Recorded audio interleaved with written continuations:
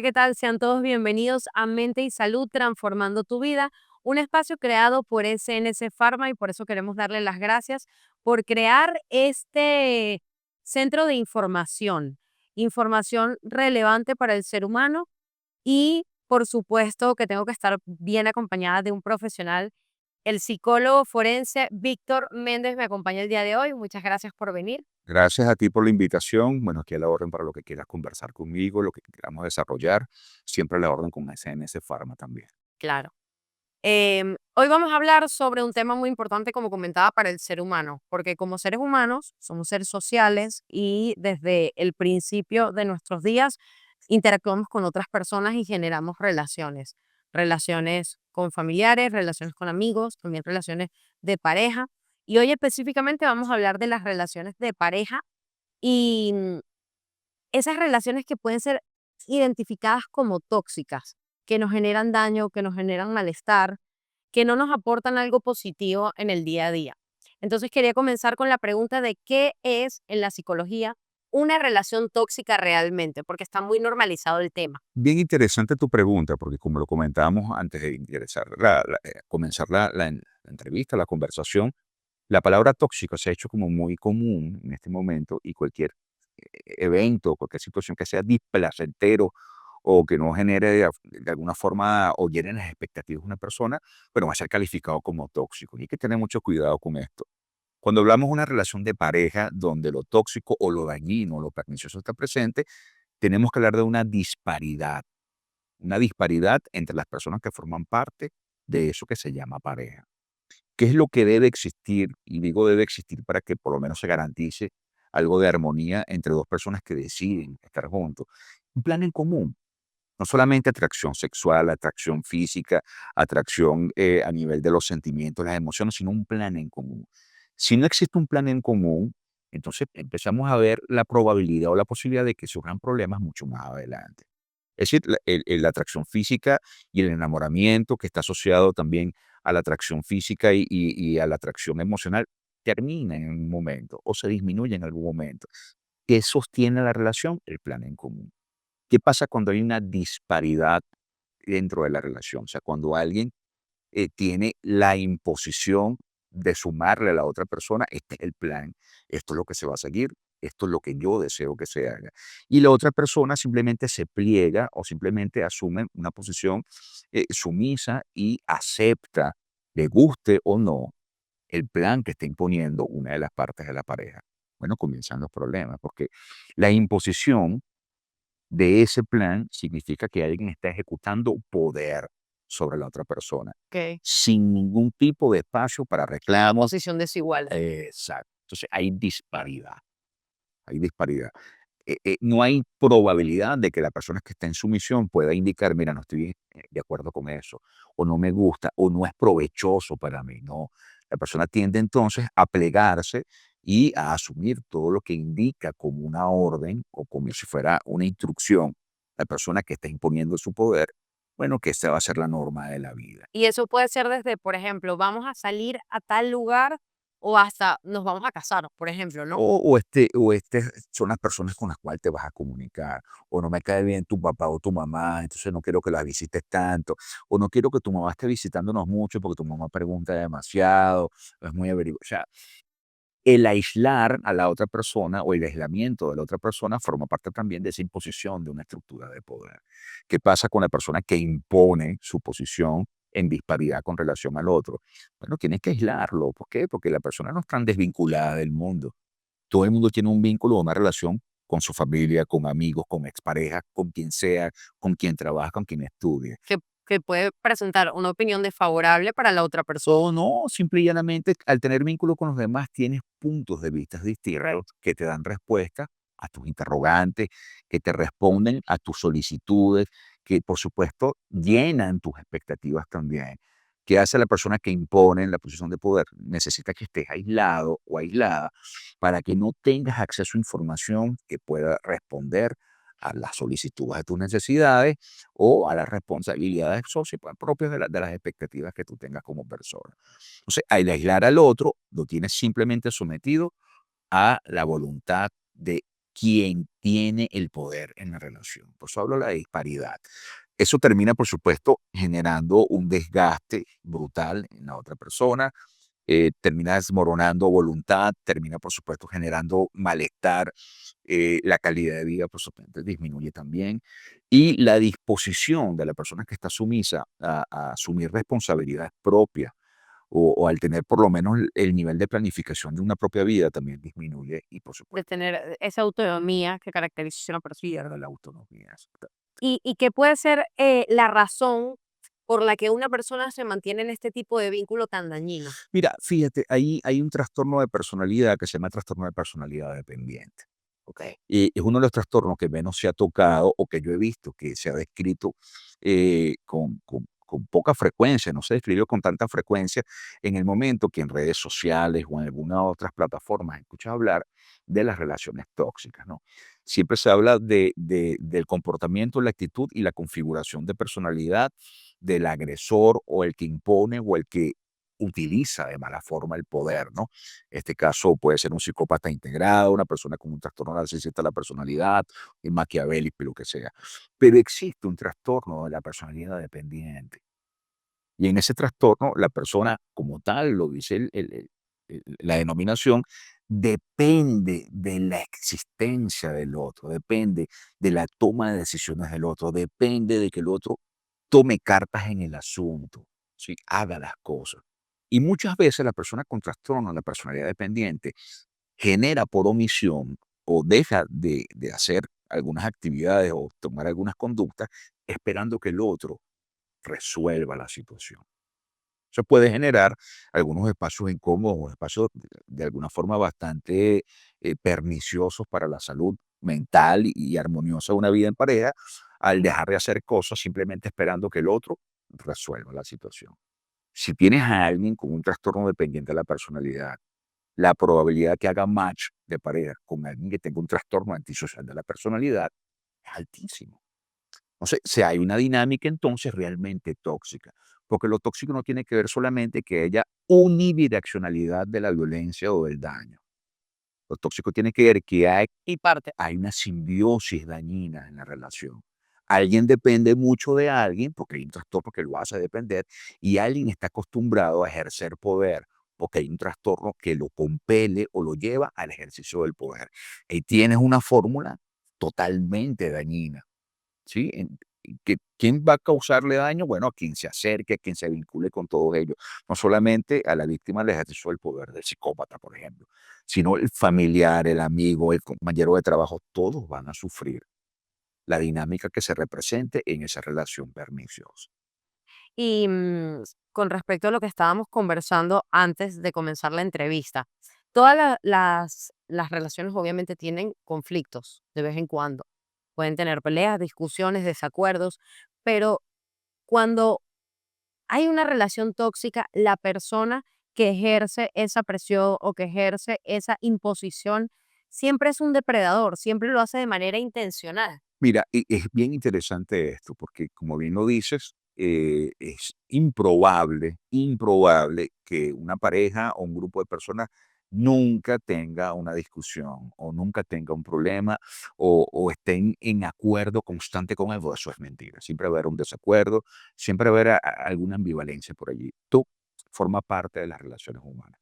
Pero cuando existe una persona que planifica, o sea, que objetivamente planifica causarle daño al otro, cuando una persona de forma consciente viola los derechos del otro, cuando una persona de manera consciente no le importa cómo se siente el otro, bueno, tenemos un depredador.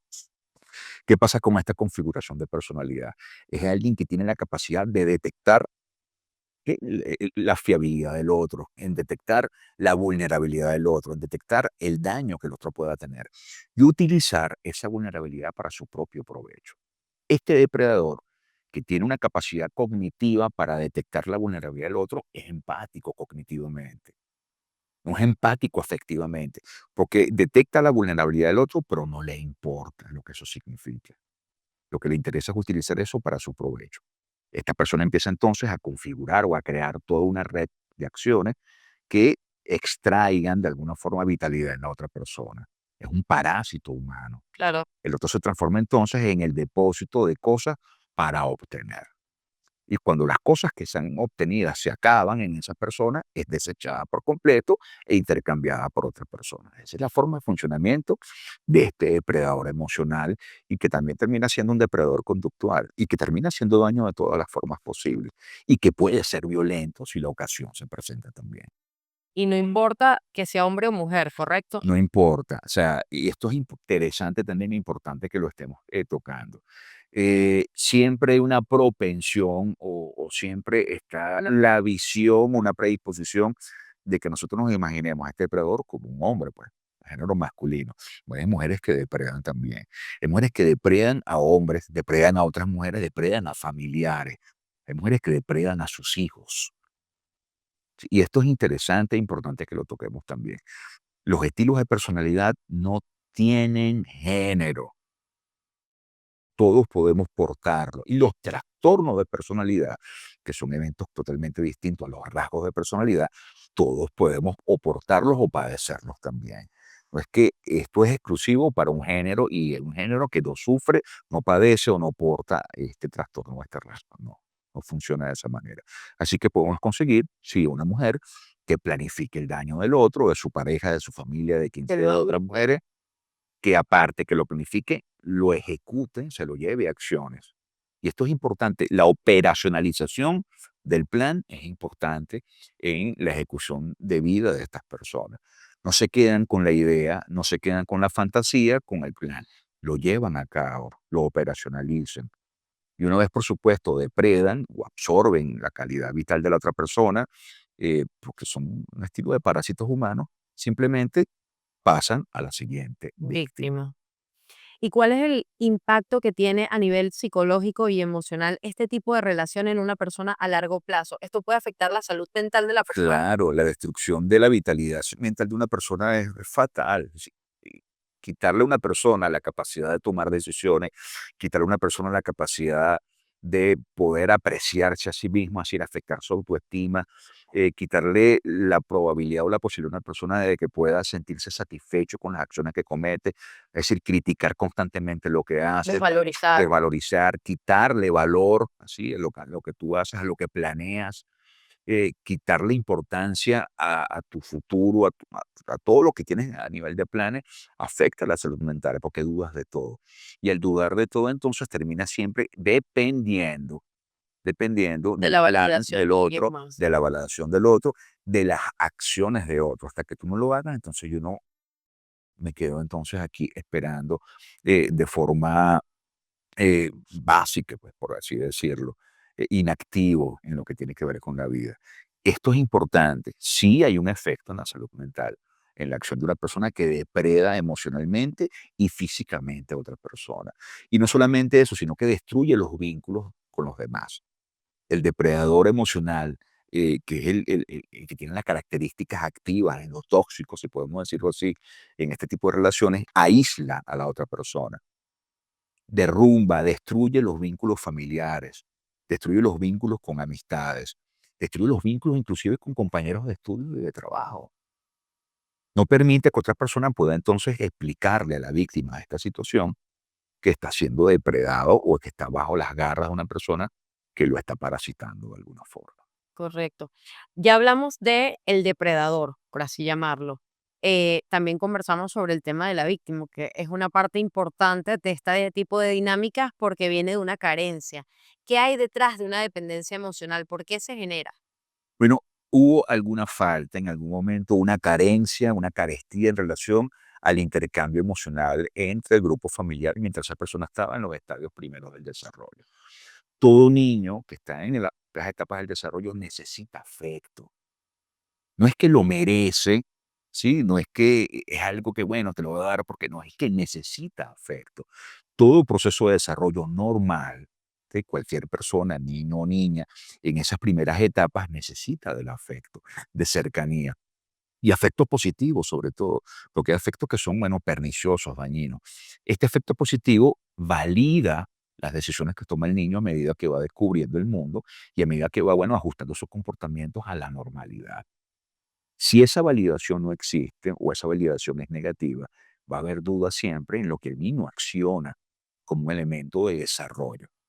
Y sí, vas a dudar siempre desde el inicio de las etapas del desarrollo y llegas a la adolescencia y esa duda permanece y la carestía de afecto permanece también. Bueno, estás preparando el terreno para que después que tengas 18 años y tu personalidad está bien estructurada, posiblemente la dependencia esté instalada allí como un trastorno. y que pueda ser depredado. Podría ser o no depredado. Recuerda que la persona que tiene el trastorno dependiente de la personalidad busca ser dominado. Y esto es importante. Busca parejas de ese estilo. Claro, por eso te decía que hacen un match. No todos los depredados, no todas las personas que son víctimas de un depredador emocional tienen un trastorno dependiente de la personalidad. No todos. Pero cuando alguien tiene ese trastorno instalado, la probabilidad de hacer match con un depredador es mucho más amplia, por supuesto. ¿Y cómo comienza ese ciclo de abuso?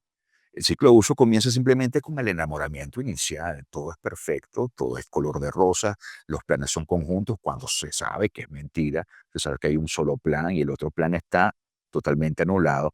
Y en ese momento, bueno, posiblemente haya la probabilidad de que la víctima esté de acuerdo con las decisiones que esté preparando este depredador. Siempre va a haber tensión, siempre en un momento de ese enamoramiento que tiene un tiempo eh, perentorio, pues eso no dura siempre el enamoramiento. Hay una fase de tensión porque, o sea, la gente se da cuenta cuando hay problemas, la gente se da cuenta cuando hay desacuerdo, la gente nota que las cosas no están funcionando bien. Y esta tensión, que simplemente y llanamente es poder percibir o darse cuenta que las cosas no están bien y que estén a punto de estallar, tiende a convertirse entonces en una explosión de violencia, que puede ser psicológica y física. Aquí, el depredador o el agresor, bueno, por supuesto, ejecuta todo lo que pueda a nivel de violencia sobre su víctima, tanto psicológica como físicamente, si es posible. Y lamentablemente, después de haber ejecutado esta violencia sobre su víctima, el depredador tiene una tendencia a reenamorar otra vez a la víctima, hacerle creer o pensar de que hay arrepentimiento, de que hubo comprensión, de que entiende el impacto y la responsabilidad que lleva todo lo que hizo y que, bueno, él necesita, bueno, la presencia constante de esa persona para poder ser feliz. Se reenamora, lamentablemente vuelve otra vez un estado de tensión y obviamente la violencia se vuelve a presentar. Es un ciclo de violencia. ¿Cuánto suele durar una dinámica de este estilo? Depende de los estilos de personalidad, depende de los vínculos que tenga la persona, depende del nivel de dominio que tenga uno sobre otro. Una persona que tenga vínculos importantes y saludables a nivel familiar y a nivel de vínculos con amigos y compañeros de trabajo, difícilmente se quede mucho tiempo en esta dinámica. Es muy posible que alguien o muchos comiencen a alertar y comiencen a mostrarle pruebas de lo que está sucediendo. Probable también que la víctima, bueno, no crea o no le haga caso a la gente, diga, mira, estás exagerando, tú lo que tienes es algo contra él, estás envidiosa de mi relación o envidioso de mi relación con esta persona, o tú lo que quieres es sustituirlo. O sea, todas las excusas que son alimentadas por el agresor, por supuesto, y que la víctima va a emitir. Pero en algún momento, si la vinculación es sana y fuerte con sus familiares y el resto de las personas significativas, la persona se da cuenta y es apoyada pues, para salir de esta situación. Pero si el aislamiento está establecido ya, si este depredador emocional termina aislando a la víctima de todo vínculo familiar, de todo vínculo de terceros significativos, amigos, compañeros, bueno, es bastante difícil. Y lamentablemente se termina con la destrucción de todos los elementos afectivos de la persona y hasta con la muerte de la persona. Em, con respecto al tema de los familiares, que es bien importante porque es el círculo más cercano, ¿cómo puede una persona apoyar a un familiar que ve en ese tipo de situaciones? Porque claro, al expresar tu opinión, la persona puede decir, no, le tienes envidia a mi relación, tú no estás de acuerdo, tú le tienes idea a la persona. ¿Cómo puedes tratar de ayudar a esa persona sin que se cierre? Prestarte como un sistema de La apoyo. capacidad de poder registrar los actos que comete el depredador o el agresor, si tienes la capacidad de poder demostrar fácticamente, demostrar con hechos, es lo mejor que se puede hacer. Porque la palabra o el consejo, de eso va a rebotar de la persona. ¿Sí? Y lamentándolo mucho, muchas veces algunos familiares están aliados con el agresor, con el depredador. Ok. obtienen ganancias o beneficios de las acciones del depredador. O sea, hay madres que les conviene, por ejemplo, o padres que les conviene, por ejemplo, que su hijo o su hija esté vinculado con personas de estas características. ¿Sí? ¿Por qué? Porque tienen beneficios secundarios de ese tipo de relación. Se hacen de la vista gorda, voltean la cara, no hacen como si no estuvieran percibiendo la situación de abuso porque ya obtienen un beneficio de eso. Hay padres que tienen una función depredadora y de abuso psicológico con sus hijos también. Y hay hijos que depredan a sus padres también. O sea, no podemos circunscribir solamente este tipo de relaciones en la Las de pareja. pareja. No, es donde haya una disparidad, donde haya una situación de poder establecida, ¿Y este abuso siempre es emocional o también puede ser abuso, por ejemplo, económico? económico, físico, sexual y emocional. Puede escalar en gravedad. Mientras ese abuso esté generándole sí, poder a una persona sobre otra, eso puede escalar de lo más sencillo o sutil a lo más grave, que puede ser el asesinato o la muerte de una persona. Entiendo. Volviendo a las relaciones de pareja, em, con, bueno, con respecto a ese tema, ¿cómo, por qué en ocasiones las personas prefieren estar en este tipo de dinámicas, en este tipo de relaciones tóxicas, a estar solas? Fíjate que la necesidad de obtener afecto o de obtener algo que tiene que ver con ese proceso del desarrollo, donde el afecto de padre o madre faltó o estuvo encarecido, o estuvo distorsionado, siempre nos va a acompañar. Siempre. Es muy difícil que te consigas una persona que no necesite afecto o que no solicite pues, una muestra de afecto. Si esto es exagerado o esta necesidad es aumentada por el depredador, obviamente la persona va a creer esa fantasía de que el único que me entiende, de que el único que me provee o la única que me da o me presta atención es quien me depreda. Eso es una fantasía que obviamente es alimentada y es aumentada por el depredador o la depredadora emocional de la persona. ¿Por qué? Porque no hay referentes de afecto. Porque si la persona no tiene realmente vínculos fuertes establecidos ni con familiares ni con otros significativos, ¿cuál es el único referente Claro, es como que no sé cómo se ve el cariño, entonces sin duda es como es. que yo creo que esto es el cariño? Correcto. Sí. Y eso que está distorsionado, que no es real, es exagerado por el depredador. O sea, le hace entender a la persona, esta es la verdad de nosotros. Y nuestra relación funciona en torno a esta dinámica. Y entonces es difícil hacerle entender o educar psicológica y emocionalmente a una persona que tiene, por ejemplo, 25, 30 años creyendo que ese estilo de relación es lo normal. Entonces la familia y las amistades cercanas, el círculo cercano de una persona juega un papel importantísimo en este tipo de dinámica. Bien, Esa mitología que siempre escuchamos, bueno, en los problemas de pareja nadie se mete, ellos, eso es un problema de ellos, yo soy su papá y su mamá, pero yo no me meto en eso, ellos deciden, son adultos. Ellos son adultos y que tomen decisiones ellos. Tú eres el mejor amigo, no te metas en eso porque es dañino. eso es una mitología terrible. O sea, eso lo que ayuda es a aislar a la víctima de una dinámica de toxicidad. Al contrario, debemos aumentar la capacidad de vinculación con la persona que creemos que está en déficit o está en peligro pues, por este tipo de dinámica. Esa mitología cultural terrible de Latinoamérica, que no te metas en problemas de pareja, porque eso no es tu problema. Eso tenemos que quebrarlo, romperlo. Los amigos, los familiares, las personas de importancia, bueno, tienen responsabilidad en relación al vínculo que tienen con el que puede ser una víctima de esta persona. Entonces es importante dar la opinión en esa No parte. solamente es la opinión, si puedes tomar acciones, porque tienes certeza de que alguien está siendo herido o herida, o alguien está siendo dañado de forma consuetudinaria, tienes que tomar acciones. Porque omitir o ejercer la omisión como una forma de no meterte en problemas, bueno, es hundir un poquito más a la persona que realmente necesita de tu presencia. ¿Y cómo podemos prevenir este tipo de dinámicas? ¿Qué habilidades emocionales o sociales podemos desarrollar? Mira, qué interesante eso que me dices, ¿no? Porque entre las habilidades emocionales, inteligencia emocional está bueno el poder conversar, tener la capacidad de poder tener comunicación asertiva con nosotros. Yo escucho mucho la comunicación asertiva, pero si el depredador es asertivo comunicacionalmente, sabe qué palabras decir Claro. y qué palabras tienen impacto en la víctima. Entonces, el agresor no le falta comunicación, o sea, ni habilidades psicológicas, tiene muchas habilidades para causar daño. Y esa gran mentira que se dice que no tienen empatía, son empáticos cognitivamente, porque son capaces de identificar la vulnerabilidad del otro. ¿Qué debemos hacer? Educarnos de que existen personas que planifican hacerle daño a los demás. Existen personas que viven para parasitar la vida de otros. ¿Cómo se pueden identificar? Miren, tienen conductas totalmente observables. Una persona que no es constante con los planes que predice o indica tener. Una persona que no acepta una opinión distinta a la suya durante la configuración de la relación de pareja.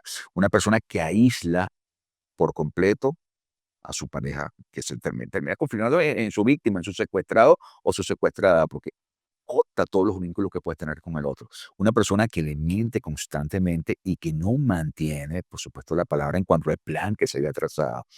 Una persona que agrede verbalmente, que desvaloriza, que le quita importancia a los actos que los demás hacen y que tú puedes hacer pues como alguien importante.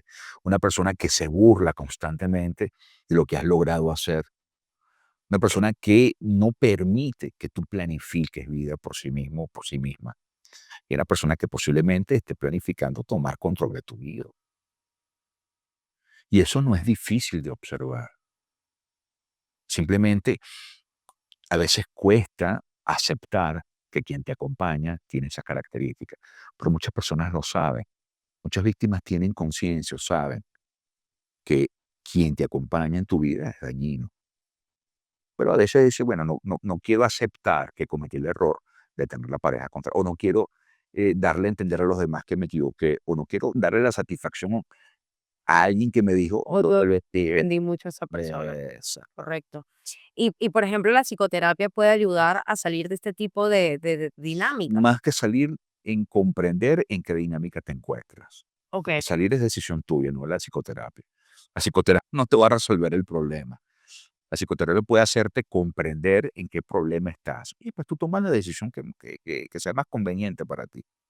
Pero cortar las malezas y aliviar la visión de lo que está pasando. Y es como el colirio, pues que te permite ver bien lo que está sucediendo, bueno, te hace comprender mejor. Y eso lo hace el proceso psicoterapéutico, que es un trabajo importante. El proceso psicoterapéutico no es que alguien va y te dice 15 consejos y, bueno, tienes que cumplirlo por lo menos 10 para que todas las cosas funcionen. Es un trabajo de equipo. Tiene que haber un esfuerzo por parte del solicitante. Tiene que haber un motivo de consulta. A veces, cuando una persona es llevada a la psicoterapia por eh, alguien más le ofrece, o alguien lo lleva, o alguien lo obliga, o alguien le aconseja ir a psicoterapia, y no hay convencimiento de la persona de que tiene un problema, o sea, no hay conciencia de enfermedad, no hay motivo de consulta, las cosas no van a funcionar, porque estás yendo para satisfacer la necesidad de otro, no porque Tiene que haber una intención un personal. reconocimiento de que algo no está funcionando, de que algo te está generando un malestar y que tienes deseo de mejorar esa situación.